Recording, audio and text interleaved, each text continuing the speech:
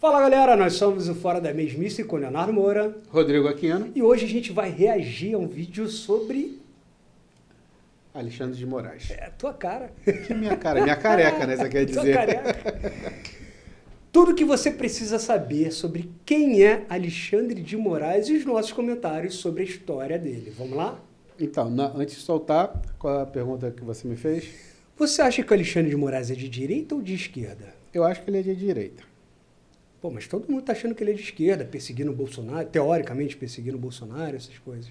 Pô, mas eu sempre achei ele de direita. Realmente é confusa a posição dele. Mas Vamos saber? ver. Vamos saber, Vamos saber certinho certinho a história dele. Vamos lá. Alexandre de Moraes, 54 anos, paulistano, católico apostólico romano, corintiano, casado, pai de 3 filhos. Esse é certamente o rosto mais polêmico do direito brasileiro nessa década. E a sua... Era ele ali? Cabelão, né? Caraca, tá bom. Vai, solta aí. ascensão até essa posição foi indiscutivelmente meteórica. Aos 22, se formou na Faculdade de Direito da USP. Aos 23, virou promotor de justiça. Aos 30, se tornou doutor. Aos 33, foi empossado o mais novo secretário da Justiça da história do estado de São Paulo, nomeado pelo então governador Geraldo Alckmin. Aos 36... Pá, já temos uma informação importante na história dele. O primeiro aparecimento político dele foi secretário de Justiça no governo Alckmin. Então, isso quer dizer que ele já tinha uma proximidade com esse governo.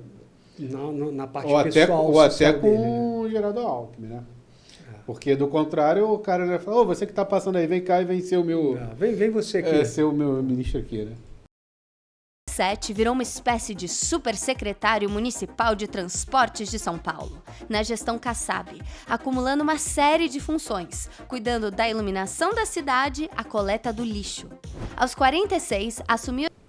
Ministro da Justiça de São Paulo, secretário e secretário de transporte. 2 governos de direita. Mas você viu que um super secretário de transporte. Que cuidava de... coleta de lixo ao transporte. Ou seja, ele tinha... Carta branca para muita coisa. Ele ia além das suas obrigações. Ou seja, era um cara de confiança desses caras, né? Kassab, Alckmin. Sim, exatamente. E direita. Até agora. Até agora. Aos 46, assumiu a Secretaria Estadual de Segurança Pública de São Paulo, outra vez nomeado por Alckmin. Aos 47, virou ministro da Justiça do Brasil. E aqui cabe um asterisco. Ele saiu de 3 cargos de secretário para ministro da Justiça no Brasil. Como? Vamos ver agora. Não, então, Alexandre alcançou essa posição graças a um episódio curioso envolvendo esse telhadista autônomo, um personagem aleatório da história do Brasil chamado Silvonei José de Souza. Em abril de 2016, às vésperas da cassação de Dilma Rousseff, Silvonei obteve acesso a todos os dados sincronizados na conta do iCloud, arquivos como fotos e backups das mensagens do WhatsApp da então primeira-dama Marcela Temer. Com esses arquivos em mãos, Silvonei passou a chantagear Marcela, exigindo R$300 mil para não divulgar um material que... Pô, pelo valor, a informação era pesada, hein? Pesada. Na época, 300 mil era muito mais do que hoje, lógico. Ia fazer diferença aí no governo, hein? Que informação é essa que ele tinha, né? É coisa pesada mesmo. E não vazou essas informações, né? Então, sumiu. Então, assim, o cara foi pego por como é que é? Por chantagem. Mas o que estava sendo chantageado, esquece, não tem... pessoal, não tem jeito. Né? Não vai pro... o que ele diz não tem que levar em consideração. Mas eu falo que ali tem coisas importantes. Ok, mas são arquivos pessoais, sei lá, de uma pessoa. Aí acabou no... Porque assim... Será que... O promotor não viu, será? Então, mas a fala dele... Mas o promotor viu, ok. Digamos que ele viu. Eu também duvido, né? Mas o promotor não pode falar nada. Não, se ele não viu, tudo bem. Se ele viu e tem alguma coisa ali, qual seria o argumento plausível para ele chegar para o juiz? Porque ele não pode, dali do que ele viu, fazer uma acusação, nada. Não sei. Teria que pedir... minha ignorância jurídica. Pedir algum juiz Para abrir um inquérito. Para abrir um pedido de... Não, o Ministério Público abriu um inquérito sobre Não, isso. Primeiro ele tem que abrir uma investigação. Isso. E essa investigação abrir uma permissão para acessar esses arquivos. Qual seria o argumento, na teoria, jurídico para o cara pedir essa investigação? Ah, eu vi uma coisa escrita ali? Tá certo. Não pode. Seria muito vago, né? Eu acho que não viu mesmo. Porque ele não pode chegar aqui, ó, tá aqui, ó. Não, ele tem que você ser está apresentando uma... Teria que ter um envolvimento ali. Entendi. Ela teria que fazer alguma merda para chegar ao nível de Entendi. liberar os dados dela. Estou defendendo ela não, tá? Não, eu entendi. Falando que juridicamente eu acho que não dá. Eu entendi por que não vazou, né? Segundo ele, jogaria o nome de Temer na lama. Ameaçou de forma especial publicar um vídeo onde a primeira-dama admitia que seu marido tinha um marqueteiro, Arlon Viana, que cuidava da parte suja do trabalho em Brasília. A força-tarefa que apurou o caso envolveu 5 delegados. É uma conversa dela com o cara. Vazou um pouquinho. Não foi o vídeo, né? O teor do motivo.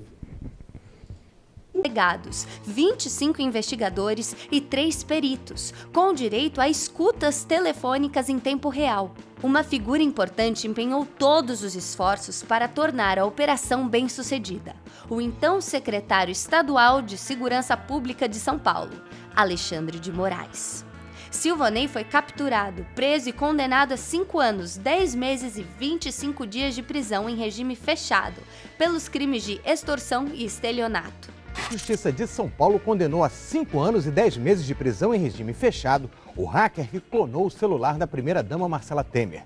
Silvonei José de Jesus Souza, de 35 anos, tentou chantagear a família de Marcela, mas acabou preso em maio, depois de 1 mês do primeiro contato. O episódio foi decisivo. Ou seja, já temos aí a primeira oportunidade que o Alexandre de Moraes teve para, olha, eu aqui... Não, ou seja, ele estava no lugar certo na hora certa. Na hora certa. O cara estava em São Paulo, ele usou toda a máquina que ele podia, para fazer isso não vazar e seguir da forma como deveria seguir. E pegou em tempo recorde, 1 mês, depois do primeiro contato com a chantagem. Deu sorte. Não, então, a sorte é quando a oportunidade encontra a preparação. Ele estava preparado, teve a oportunidade e caiu dentro. Tinha as ferramentas na mão. Exatamente. Fez Porque o trabalho. Se ele fosse secretário de transporte, ele não teria estaria no STF hoje. Exatamente. Para Alexandre ganhar a confiança de Temer e ser nomeado ministro da Justiça do Brasil. Foi a partir dessa posição que, numa ascensão meteórica em menos de 1 ano, Alexandre de Moraes foi indicado pelo próprio Temer para o cargo de ministro do Supremo Tribunal Federal. Isso também só aconteceu graças a outro episódio bastante peculiar. De São Paulo, a queda do avião. Mandato na política, né? Ele foi secretário, depois foi para transporte, depois foi para justiça de novo. Isso. Atuou em um processo. Um processo processo importante. Bem importante. Foi convidado para ser ministro da Justiça no Brasil e em 1 ano de ministro da Justiça já estava no STF. É isso aí. Cara... Então, realmente foi... Mas essa ida do FTS para o STF teve um azar de uma família e sorte vamos ver do agora. Cargo dele. Para o cargo de ministro do Supremo Tribunal Federal. Isso também só aconteceu graças a outro episódio bastante peculiar. A queda do avião que matou Teori Zavascki, ministro do STF, em janeiro de 2017, abrindo uma vaga inesperada na mais alta corte do país. Neste momento de luto, manifesto eu e a minha equipe aos familiares do ministro e dos demais integrantes do voo, meus sentimentos de pesar e associo-me a todos os brasileiros ao lamentar a perda de um homem público cuja trajetória impecável a favor do direito e da justiça sempre o distinguiram. O ministro Teori Zavascki era homem de bem e era um orgulho para todos os brasileiros. Alexandre de Moraes nunca foi uma figura muito popular. Só um comentário. Até hoje a gente tem teorias conspiratórias a favor da queda do avião do Teori Zavascki, né? Sim, Várias e várias. Eu, particularmente, eu não tinha ideia que foi Alexandre de Moraes que ocupou a vaga deixada por ele. Eu também desconheci essa parte. Mas eu lembro de teorias envolvendo o PT, envolvendo... Sim, várias. Aqui é ele, em 2016, sendo expulso de um protesto de direita contra Dilma Rousseff na Avenida Paulista. Esse é um ponto muito peculiar, que essa reportagem errou de lavada. Não foi um protesto de direita. Por que a gente tem... Por que eu falo isso e por que a gente fala isso com muita certeza? Porque a gente participou. Exatamente. Então, para deixar claro, Rodrigo, a gente estava lá na rua, pelo menos aqui no Rio, e não foi um protesto de direita que expulsou Alexandre de Moraes.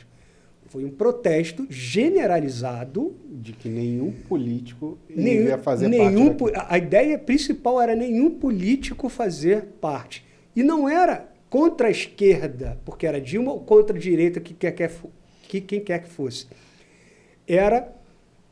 Começou com um pequeno... Aliás, foi só uma gota d'água, né? Que foi o preço dos ônibus. Isso. Que foi aumentado. 20 centavos. Mas foi um ano de notícias na mídia com estádios super faturados.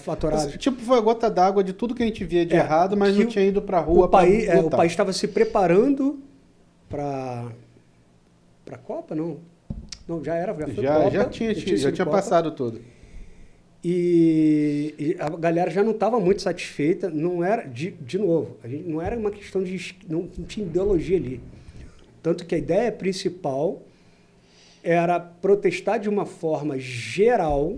Sobre o que estava acontecendo. Eu lembro que tinham vários lá pedindo intervenção militar, tinha vários pedindo contra aquela PEC daquele Feliciano, que era uma... Ali tinha todas as pautas na mesa, todas as pautas, exatamente. E contra todos os deputados, contra a presidente, contra os políticos em geral. Não foi só o Alexandre de Moraes que foi expulso das manifestações. Vários que tentaram comparecer e tomar para ele aquele ato foram expulsos da manifestação. E quem saiu desses atos muito beneficiados foi o MBL, que era um movimento... Que era partidário? Era na época. Na época, né? Agora... E era o Vem Pra Rua. Isso aí. Que até hoje, acredito eu, não foi para nenhum dos lados. Continuou só um protesto generalizado contra, digamos, não a castra, né? Mas os políticos em si, né? Sim, a roubalheira em geral que ocorre dos dois lados. Então, assim, não era, de novo, não era um protesto de direita, tá? Expulso de um protesto de direita contra Dilma Rousseff na Avenida Paulista. Alexandre é xingado pelos manifestantes de aproveitador, ladrão e alguém que mata pobre criança. Ele também é xingado, veja só, de fascista. Partidos do campo de esquerda também nunca nutriram admiração por Alexandre de Moraes. Muito pelo contrário. Alexandre é uma figura reconhecidamente à direita do espectro político. Só nesse comentário já derruba o comentário dela que era um protesto de direita. Exatamente. E pelos gritos que houve, quando você escuta alguém gritando mata pobre criança, ele está focado na ideia dele ter sido um secretário de segurança que comanda a polícia. Isso já é do aspecto mais da esquerda, que defende o pobre. Isso ali, que a polícia oprime. Exatamente. Então, pelos gritos que ele até apresenta ali, chamado de fascista... Já mostra que não é não era um protesto de direita. Tinha todo tipo de gente ali, todo tipo de ideologia ali. Tanto que quando ele foi nomeado para o STF, esse era o tratamento dado mesmo pelos veículos mais conservadores do país. Em 2016, quando protestos a favor de Dilma Rousseff se espalharam pelo país, gerando alguns casos de vandalismo, Alexandre os condenou publicamente, chamando-os de atos de guerrilha com atitudes criminosas. Já ministro da Justiça, chegou a dizer que o Brasil precisa de mais armas e menos pesquisas. Tempos depois, disse que as novelas da Globo glamorizam o tráfico de drogas. Abre aspas. Mostra aqueles bailes funks, fuzil na mão, colarzão de ouro, mulheres fazendo fila para os líderes do tráfico. Só alegria. Aliás, na ocasião, chegou a bater boca com um monte de gente no Twitter. Alexandre também costumava reclamar da morosidade da justiça com o crime. Segundo ele, abre aspas, no Brasil se confunde moleza com pessoas progressistas. Se você é molenga, você é amada pela mídia e é progressista. Se você quer aplicar a lei, quer fazer justiça, você no mínimo é chamado de fascista. Moraes, aliás, já ministro do Supremo, votou a favor da prisão de Lula em segunda instância, da mesma forma que negou a soltura de Lula em 2018, quando o PT ainda alimentava a esperança de lançá-lo candidato. Ou seja, essa ideia de que ele estava lá atrás criando um golpe para pegar o Bolsonaro, que hoje está sendo muito discutido isso, né? Ah, eles liberaram Lula, eles não sei o quê. Foi a entrevista que o Bolsonaro deu. Pô, furada, né? O cara já caiu por água isso aí. Então é bom ter dados, história, tá aí. O bom, pelo menos, embora tente distorcer alguns dados, né, como o do antes, mas é bom que está mostrando os dados, né? Está mostrando as reportagens da época e não está focando numa mídia só. Isso aí. Já vi ele Poder 360, já vi mídia, já vi Globo, já vi Record, já vi tudo ali. Exatamente. TV Cultura, já vi tudo ali. A pesquisa bem da feita. presidência. Numa palestra antes disso, ele acusou o Partido dos Trabalhadores de ser uma organização corrupta, que havia sido varrida do Brasil graças aos inúmeros escândalos. Com ele. Em relação à última questão do nosso simpatizante aqui, de um governo corrupto, que foi colocado para fora do Brasil pela corrupção, pela falta de vergonha na cara de quem roubava bilhões e bilhões, se ao invés de roubar bilhões tivesse investido na segurança, se ao invés de desviar dinheiro para construir porto em Cuba tivessem investido em presídio, nós estaríamos muito melhor. Obrigado. Claro que todas essas posições... Foi uma porrada. Viu porque ele é de direita? Tenho que concordar com você agora. Gerou uma série de críticas de partidos, organizações e personagens do campo da esquerda. Em janeiro de 2017, por exemplo, o então deputado federal do PT, Wadi Damus, chegou a dizer que Alexandre de Moraes era um ser despreparado moral e intelectualmente, além de um fascista e mentiroso. No mesmo mês, uma carta aberta foi publicada pedindo a sua renúncia do Ministério da Justiça, assinada, entre outras pessoas, pelos petistas José Eduardo Cardoso, Tarso Genro e Eugênio Aragão. Alexandre foi chamado de populista e irresponsável. No mês seguinte, o Partido dos Trabalhadores lançou um dossiê em seu site oficial, listando as polêmicas e as controvérsias de Alexandre de Moraes, chamado pelo partido de golpista. Num outro artigo, o PT disse que a justiça é muita areia para a caçambinha de Moraes e o acusou de ser ligado ao PCC. Quando a justiça tirou o conteúdo do ar, o partido chamou a decisão de atentado à democracia. E aí eu acho que começou a primeira... Censura. Não é censura. O primeiro ato dele de começar a impedir que coisas desse tipo viessem ao ar. E é engraçado, né, que como a gente vê que um passado tão recente, né, cara? Acontecendo tudo agora do outro lado. As acusações... Tudo agora invertido, né? Tudo é invertido. Tudo agora invertido. E não dá para entender ainda você, que é o cara de esquerda aí na internet, Alexandre de Moraes, é isso mesmo, bota para ferrar. Não, o bom é que o pessoal de direita viu os argumentos para usar já agora, né? E outra coisa engraçada também, né, cara? Todos os lados, todas as ideologias, quando foca em alguém de São Paulo, você é do PCC. Exatamente. Cara, a gente não tem ideia do tamanho do PCC, mas aparentemente... Não, ele é maior do que São Paulo. Então... Ele não está só... Não é que ele é maior do que o estado de São Paulo. Ele não está só em São Paulo. Sim, mas assim... a gente viu há pouco tempo, aliás, pouco tempo, né? Tem um tempo na direita acusando muito o PT, o advogado do Lula, fulano é ligado ao PCC, o Lula é ligado ao PCC. E a gente via naquela época lá, tá vendo? O PT atacando, o cara é ligado ao PCC, a direita falando... vai chegar à conclusão que todos são ligados ao PCC. A gente vai chegar no momento que o PCC vai abrir um partido, né, velho? O PCC vai falar assim, não quero esses caras aqui não. São muito perigosos. Se já não tem.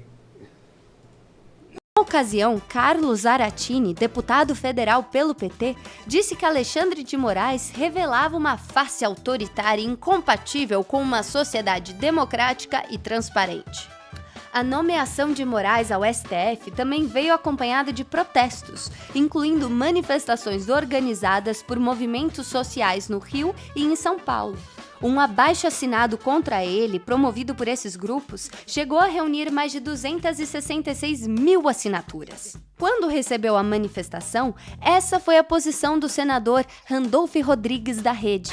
Nós consideramos preocupante, temerário, para dizer o mínimo, que alguém com o conjunto de argumentações contrárias que a sociedade civil tem apresentado seja indicado pelo senhor presidente da República para um posto da qual terá um mandato de, no mínimo, outros 26 a 27 anos.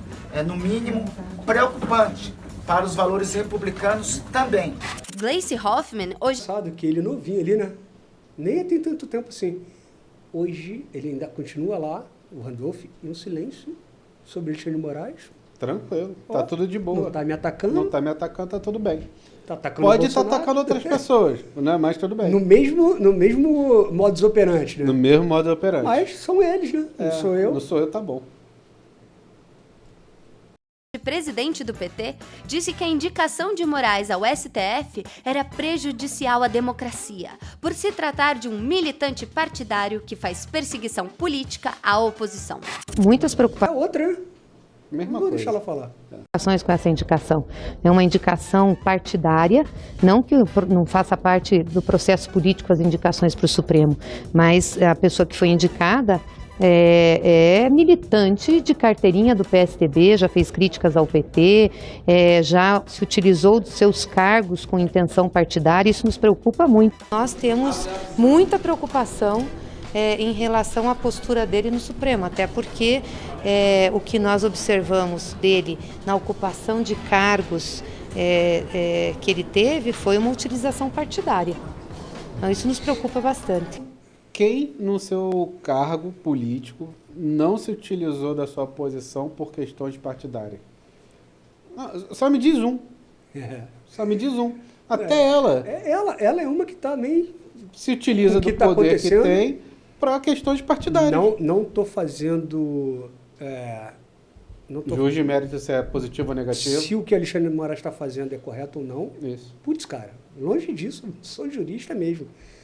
Mas é engraçado como a gente vê na prática, provando por vídeo, que quando você beneficia um dos lados, o outro fica quietinho. Exatamente. Quer dizer, esse lado que está sendo beneficiado fica quietinho. Isso aí. E o Alexandre de Moraes, de novo, não sei se está certo ou não, mas ele está atuando exatamente como ele atuou contra a esquerda no passado. Exatamente. E está tendo o mesmo tipo de protesto.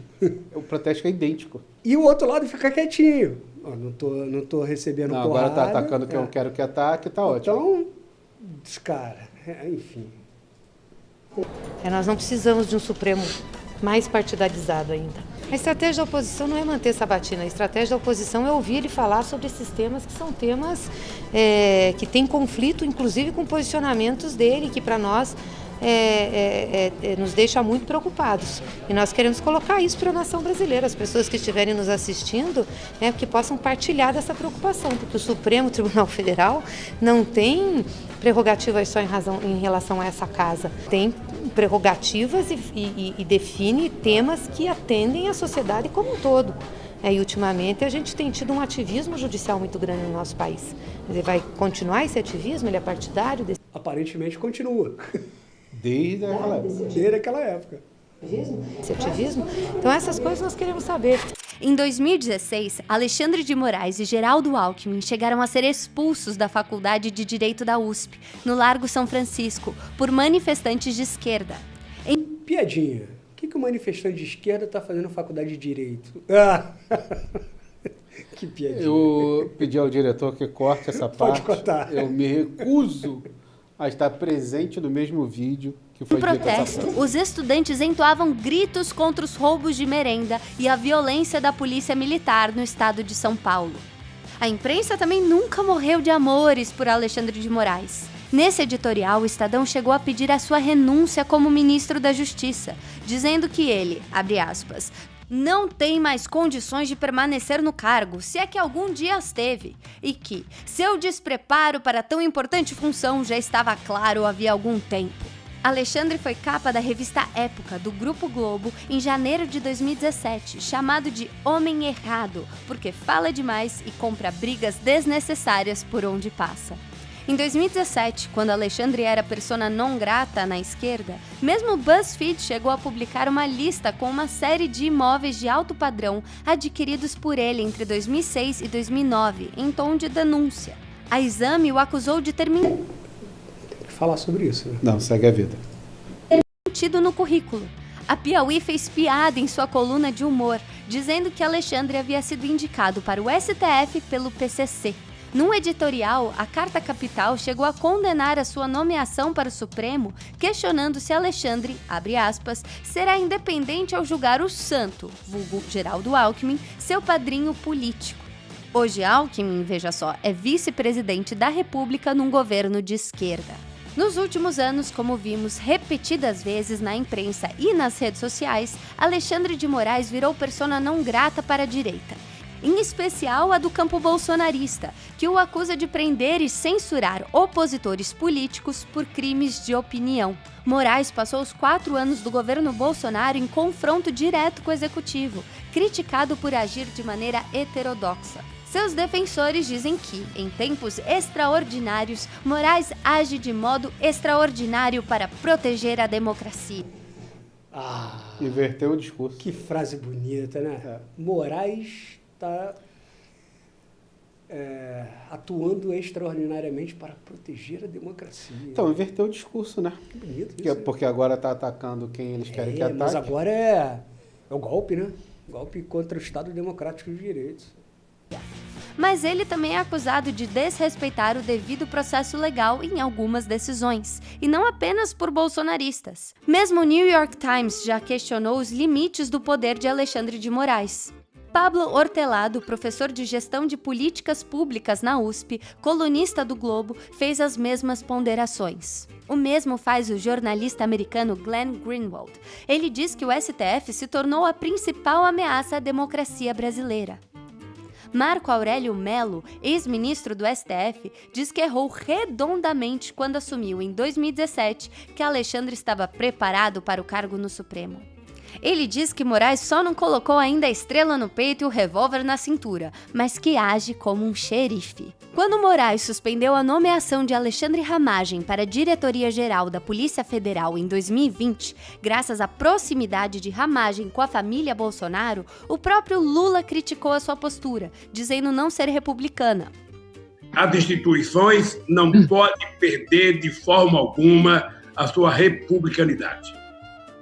Então, só para reforçar, o senhor não considera, então, o senhor considera que, no caso, a indicação, o presidente tem que ter liberdade de indicação de qualquer pessoa, então? É lógico que se ele não indicar um cara que comprovadamente cometeu um crime, um cara que comprovadamente roubou, ou seja, é da indicação do presidente. Inclusive, esse mesmo presidente que indica um delegado é o presidente que indica um ministro da Suprema Corte para o Senado. E o Senado referenda. Você percebe? Eu acho que eu não sei qual é o crime que o delegado cometeu. Sabe? Eu não sei. Se ele cometeu algum crime, algum desvio, algum ilícito, obviamente que ele não poderia mesmo assumir a delegacia. Mas é preciso que a gente seja preciso, porque um dia você pode ser presidente da República, Sakamoto. E você pode querer indicar uma pessoa que você conheça para um cargo e alguém vai dizer que não pode indicar. Então, que a pessoa prove que o delegado tem um crime cometido, tem um ilícito. Aí sim, ele está correto. Lula defendendo Ramagem, que bonito. Eu nunca pensei em ter visto isso. Mas, assim, se é uma indicação de uma pessoa política, é um cargo político, não adianta. Ele ter votado a proibição da nomeação da Ramagem é porque não tem uma coisa retroativa, né? Mas, cara, ele foi nomeado por isso, né? Exatamente. Ele foi ministro da Justiça por isso, ele foi secretário, quer dizer, o secretário a gente realmente não sabe, mas teoricamente ele tinha uma amizade com o Kassab e com o Alckmin. Não vou dizer amizade, mas tinha uma proximidade e uma cumplicidade do Kassab que ele exerceu a boa função. Ok, o ministro da Justiça, o Temer pode ter argumentos para falar, não, o cara é muito bom tecnicamente pela atuação dele. Ok. Na prática, cara. E outra coisa, sabe. É uma indicação submetida à aprovação de mais pessoas. E essas demais pessoas aprovaram. Perfeito. Entendeu? Então, assim, não adianta jogar a culpa sozinha, né, nesse caso, porque não é. Entendeu? E isso é uma coisa que eu vejo acontecer muito também na política, né? Que é assim, esse problema é de todos. Ou seja, já que é de todos, o problema é de ninguém. Não tem né? Que nem a história lá que eu vi comentando, o prefeito comentando, né? Ele não é dele a questão de segurança. Segurança é do governador. Então não adianta ficar cobrando, diz que é problema dos governantes. Não é problema dos governantes, é problema do governador. Não é problema do prefeito, não é problema do federal. Fica muito vago, governadores. Fica dos governadores. Então, porque parece que tira a responsabilidade de alguém. Né? Já que é de todo mundo, então não é de ninguém. Vamos terminar isso. Antes do Supremo, Alexandre de Moraes sempre assumiu desaprovar a rota de colisão entre poderes em Brasília. Na própria sabatina para a vaga no STF e no Senado, ele chegou a criticar o ativismo judicial, dizendo que potenciais conflitos entre os poderes devem ser resolvidos em uma aplicação equilibrada e harmônica do princípio da separação de funções estatais. Muitos anos antes, ainda em 2008, numa entrevista para o site Consultor Jurídico, ele foi enfático sobre a questão. O Judiciário, por meio do Supremo Tribunal Federal, fica responsável por interpretar a Constituição. Pode extrapolar de vez em quando, mas, se isso acontecer sempre, vai haver uma guerrilha institucional. Se o Judiciário começar a interferir muito nos outros dois poderes, estes passam a não cumprir mais as decisões judiciais e o Judiciário perde sua legitimidade. Descrito por auxiliares como centralizador, detalhista... É isso que está quase acontecendo. Não está acontecendo? Né? É quase. Eu acho que está acontecendo. Ainda não... Começou, teve início de descumprir as ordens dele. Ele começou a botar multas pesadas e digamos... Começou a correr mais atrás fortemente. Ele pesou mais a mão. Forte, E o pessoal botou dentro. Ficou, opa... Tá, vamos recuar. Mas essa atuação gerou algumas coisas, como a CPI da toga, que não foi para frente, como algumas PECs e PLs que tem na Câmara ainda, que não foram votadas, para limitar os poderes do Judiciário. Então, ele ocasionou um certo movimento para eles falarem, opa... Mas aí e é por isso que quando ele mesmo fala que começa a ter essa... É isso. Eles vão aproveitar com essa PEC, com essa... Porque assim, se ele estiver desviando das atribuições dele, essa discussão seria toda para colocar ele de volta no lugar. Sim. Só que o pessoal vai aproveitar para limitar ainda mais a atuação deles. Reduzir a atuação dele ainda mais, assim. E dar mais poder para a Câmara. Exatamente. Então é perigoso mesmo. Os dois lados são assim, né, cara? Os dois lados. Um querendo... Em vez de a gente ter um colegiado mais forte ali para ter decisões mais fortes, não, olha, peraí, cara, alguém falar, não, tá errado. Mas não. rígido, vaidoso e por vezes truculento. Para muitos, um ministro do Supremo que mais parece um delegado à frente de uma ação policial, Alexandre de Moraes sempre foi obcecado por outro Alexandre, nascido há mais de 2000 anos, o conquistador Alexandre o Grande, rei da Macedônia, Shah da Pérsia e faraó do Egito. Admitiu ler tudo o que pôde sobre o personagem histórico, um homem indiscutivelmente de grandes feitos, inclusive o de nunca ter perdido uma batalha. Hoje, após a ascensão meteórica ao topo da justiça, esse também parece o retrato de Alexandre de Moraes em Brasília. A de um sujeito invencível, acostumado a travar e vencer grandes batalhas, cada vez mais acostumado a aumentar seu território nos círculos de poder. A dúvida que fica é: até quando?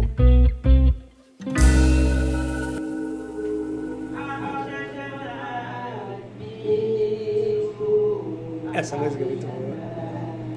Ministro Alexandre de Moraes, ministro. Eu achei esse final muito emblemático, muito... A pergunta que você me isso, fez, cara, e eu vou passar pra galera que tá ouvindo. Diga aí. Você viu que ele era cabeludo, né, cara? Pouco antes dele virar ministro da Justiça. Isso. Ele é novo. Será que ele raspou o cabelo para não ter esse aspecto de novo, já que todos os ministros ali têm cabelo branco? Eu acho que foi... Ele aproveitou, talvez, uma perda de cabelo, algo do tipo, porque aí eu vou ter que buscar fotos dele ao longo do tempo. Foi perdendo? Isso, mas ele aproveitou porque realmente a aparência dele agora está muito conivente com... Ou ele usava peruca? Não usava não. Tinha cabelão mesmo. E porque realmente, ele se entra... Pô, a maioria dos ministros, cara, são cabeça branca. Entendeu? Aí entra um novato, novinho, e aí, para ele não ser alvo... Acho que o Nunes Marques não tem cabelo branco. Oi? Nunes Marques eu acho que não tem cabelo branco. Se não tiver, ele pinta, então. A gente busca e vê aí se tem. Mas é interessante, eu acho que... E ele tá correto mesmo. Eu faria a mesma coisa no lugar dele. Não vou dizer que ele tá correto, eu faria a mesma coisa. Boa. Eu faria a mesma coisa. Cara, foi um vídeo interessante. Aí, que eu conheci a história do Alexandre de Moraes. Eu não conhecia a esse ponto, a esse nível. Fica aí. E aí, qual a sua opinião após isso? Opinião sobre isso. Ele continua sendo um cara do PT, um cara do Alckmin, um cara da direita, não é? Tá... Um cara de esquerda. O que ele quer, o que ele não quer? Ele é o xerifão. Qual o objetivo dele? Se ele tá mesmo lutando por um lugar melhor, não tá... Ele é o defensor da democracia, não é? Ele é o nosso herói, não é? O nosso vilão. Comenta aí, gente. Valeu, pessoal. Muito obrigado. Até a próxima.